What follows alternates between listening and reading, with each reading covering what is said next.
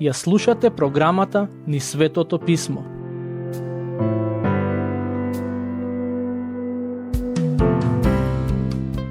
Драги слушатели, во денешната епизода ќе обработиме глава 20 од Евангелието според Лука, во која ќе читаме за настани и случаи поврзани со Исусовото влегување во Ерусалим. Во претходната епизода видовме дека пред да дојде во Ерусалим, тој мина низ градот Ерихон, каде покрај другото беше гостин во домот на началникот на цариниците, човек по име Захеј. Пред да влезе во Ерусалим, тој заплака поради духовната состојба на луѓето кои живееа во градот. Ќе почнеме со читање на првите 4 стихови.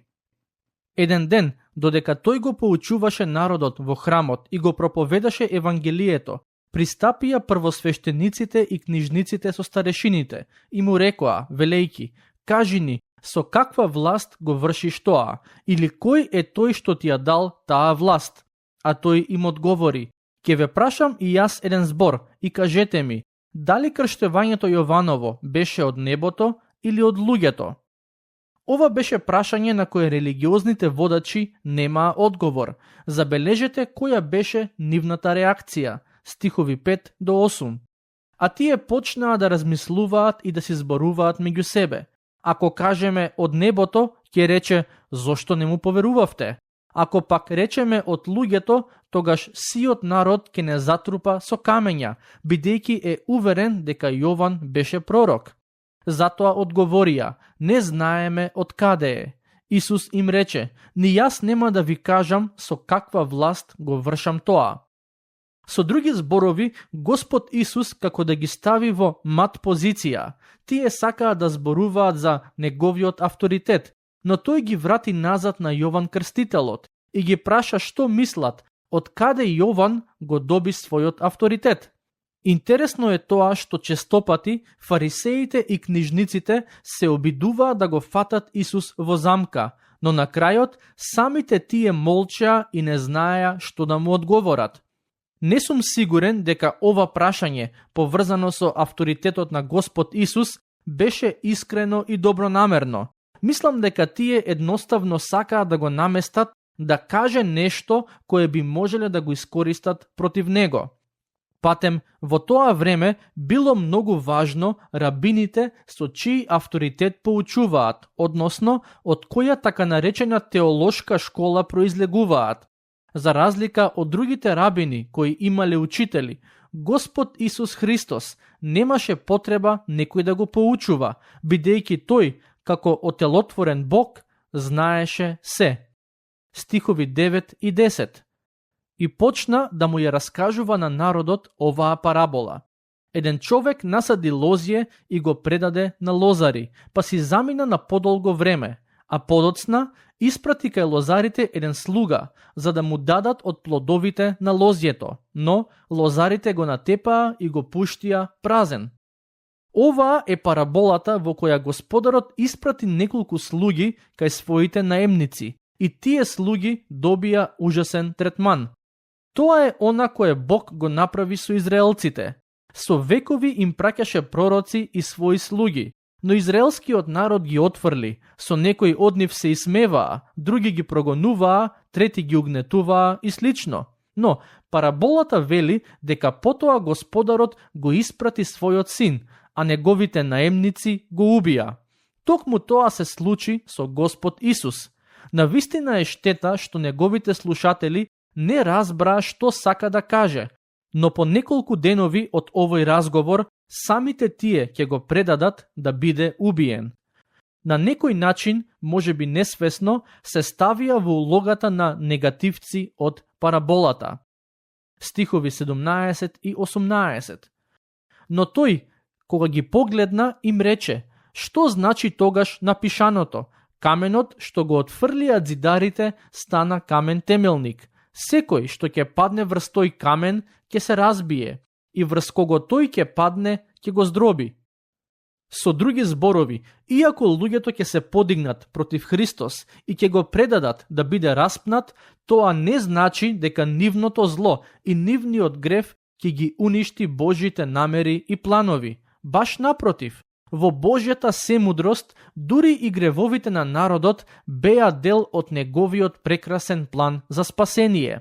Тоа не значи дека тие немаат одговорност за тоа што го сторија, но Бог имаше начин како од целиот тој хаос и зло да произведе нешто убаво.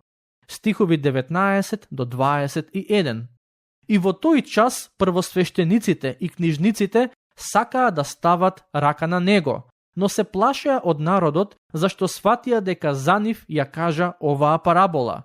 И дебнејки го, испратија и лукави луѓе, кои се преправаа дека се праведни, за да го фатат во некој збор и да можат да го предадат на поглаварите и на власта управникова.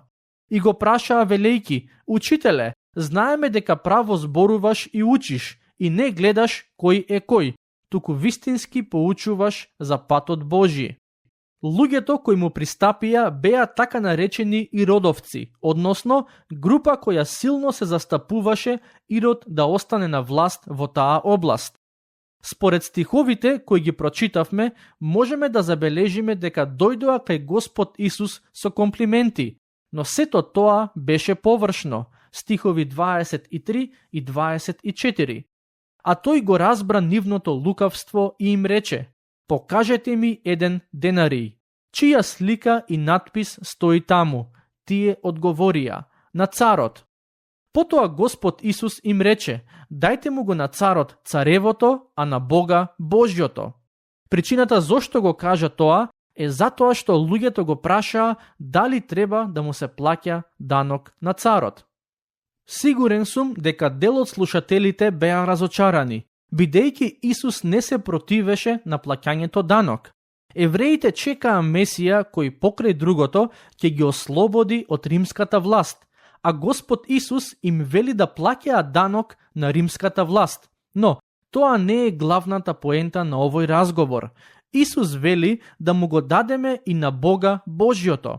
Како што римските денарии на себе го носеа ликот на Цезарот, така секој човек во себе го носи Божиот лик, што значи дека секој од нас треба вистински да му се предаде на Бог. Стихови 27 и 28. Тогаш пристапија некои од садукеите, што тврдат дека нема воскресение, па го прашаа велејки: Учителе, Мојсей ни запиша, ако некој оженет умре без деца, брат му да ја земе неговата жена и да го подигне потомството на својот брат. Ова е навистина така. Овој закон се наоѓа во Второзаконие, глава 25, стихови 5 и 6. За нас денес може би звучи како необичен закон, но сепак им беше даден на израелците како стандард. Стихови 29 до 36. Си беа 7 браќа. Првиот, откако се ожени, умре без деца. Жена му ја зеде вториот, но и тој умре без деца. Потоа ја зеде и третиот, и така исто и сите 7 и умреа без деца. По нив умре и жената. При воскресението пак, на кого од нив таа ќе му биде жена, бидејќи со 7 живеела? Им одговори Исус и рече: Синовите од овој свет се женат и мажат, но оние што ќе бидат удостоени да го добијат оној свет и воскресението од мртвите, ниту ќе се женат, ниту ќе се мажат. Всушност, тие веќе не можат да умрат, затоа што се еднакви со ангелите, а бидејќи се синови на воскресението, тие се синови Божји. Во Евангелијата на Матеј и Марко се вели дека Господ Исус го заклучи овој разговор кажувајќи им на садукеите дека не ги познаваат Божјиот збор и Божјата сила. Но, зошто садукеите го поставија ова прашање? Досега ми се чини дека немам објаснето кои беа садукеите, но дури и да сум го сторил тоа, добро е да се подсетиме. Најчестите противници на Господ Исус беа фарисеите, книжниците и иродовците. Но и садукеите беа непријателски настроени кон него, само поретко влегуваа во вербален дуел со Исус. Како група, садукеите се појавиле некаде во 300 година пред Христос. голем дел од главните свештеници во храмот, а и дел од политичарите припаѓаа на оваа група. Тие беа познати и богати луѓе, кои на некој начин припаѓаа на левичарското либерално теолошко крило. Ја отфрлаа идејата за постоењето на надприродното, и тоа ни е јасно запишано во Дела, глава 23, стих 8. Кога во писмото наидуваа на извештаи за надприродни дела и интервенции, тие си наоѓаа логичен начин како да ги објаснат. За разлика од нив, фарисеите веруваа во постоењето на надприродното. Но, тоа што сакам да го кажам е дека садукеите се многу слични на така наречените либерални теолози во денешницата, кои се појавија во западниот христијански свет. Тоа се луѓе кои имаат високи позиции во општеството, доста се познати и барани, бидејќи преку своите поуки се обидуваат да представат слика на христијанската вера која е прифатлива за сите. Дел од таа слика е отфрлањето на надприродното, како и прифаќањето на појави кои во писмото јасно се класифицирани како грев. Таквите, така наречени христијани, шират вера која нема допирна точка со христијанството кое го проповедаа апостолите. Пред многу години доктор Луис Берков има напишано: разликата помеѓу либералните и конзервативните христијани е толку голема што една од тие две групи ќе мора да се откаже од името христијани. Јас лично верувам дека либералните христијани воопшто не се Христови следбеници.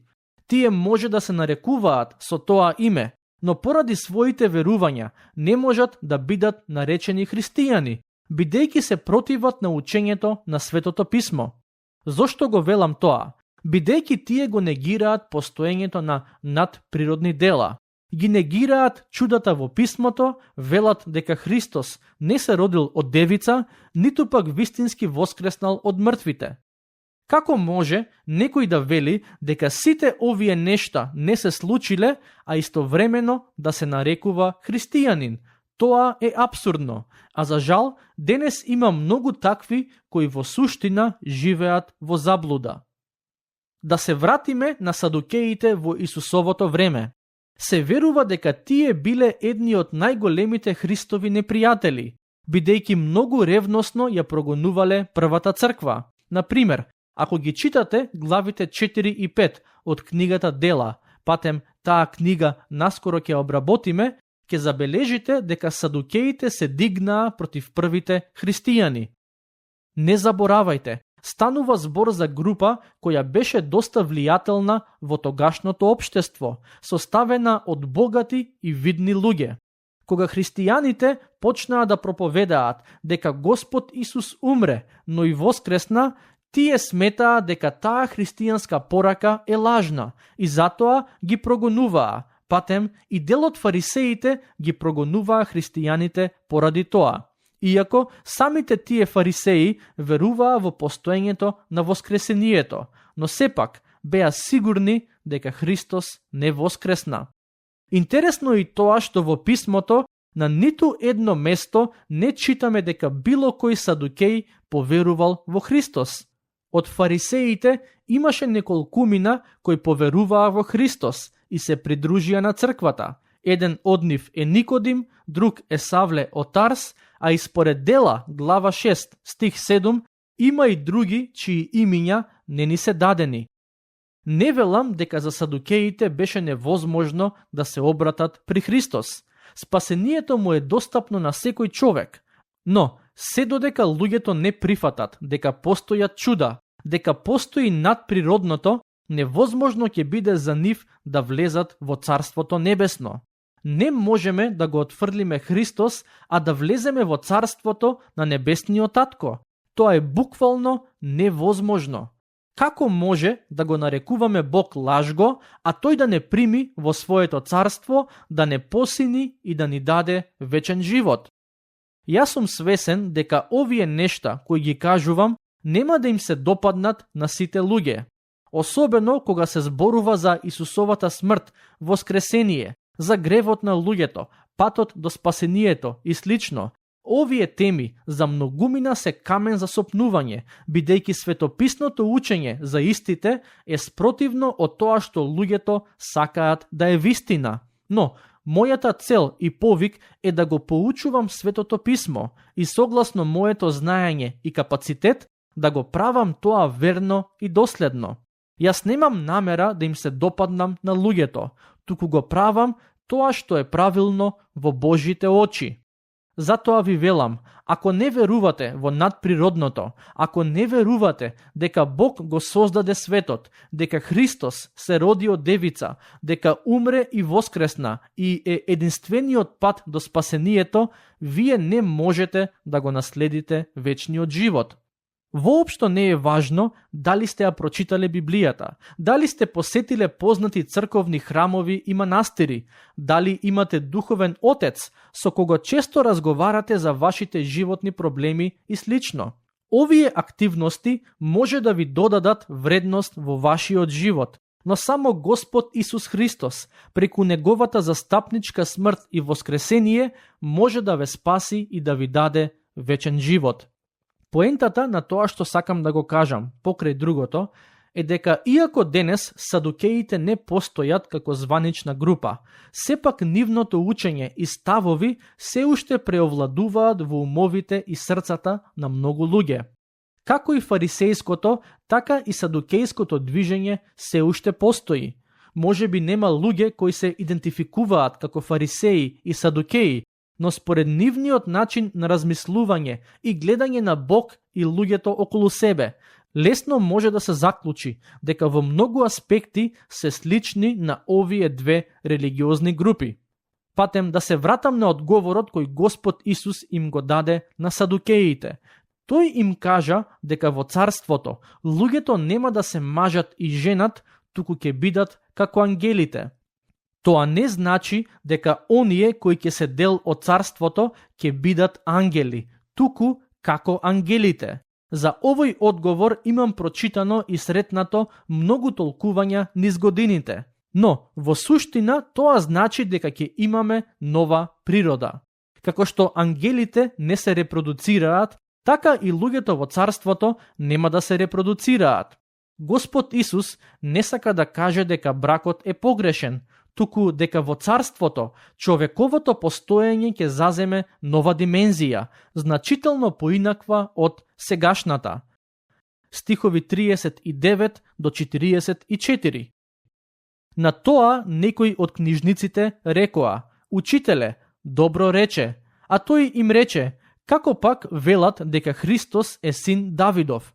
Тај самиот Давид вели во книгата на псалмите: му рече Господ на мојот Господ: седи од мојата десна страна, додека не ги положам непријателите твои во подножјето на нозете твои. Значи Давид го нарекува Господ, па како тогаш може да му биде син? Кога книжниците, оние кои веруваа во воскресението, го слушнаа одговорот на Господ Исус, тие го пофалија. Ова е можеби единствената пофалба која тој ја доби од таа група на луѓе, која беше искрена и добронамерна.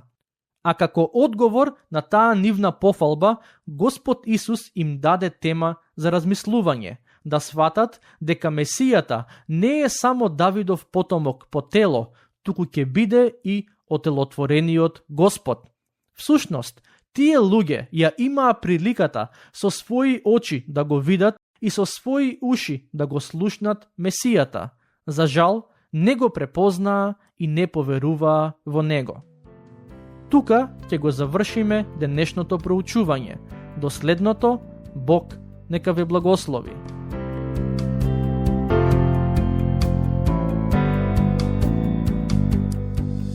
Слушнавте епизода од програмата Низ Светото писмо.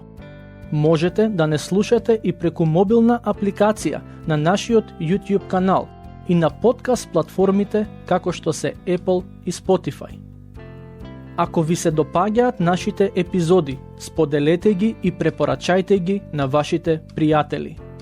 Бидете слободни да ни оставите свој коментар или да ни пишете на нашата имейл адреса nizsvetotopисmo@gmail.com.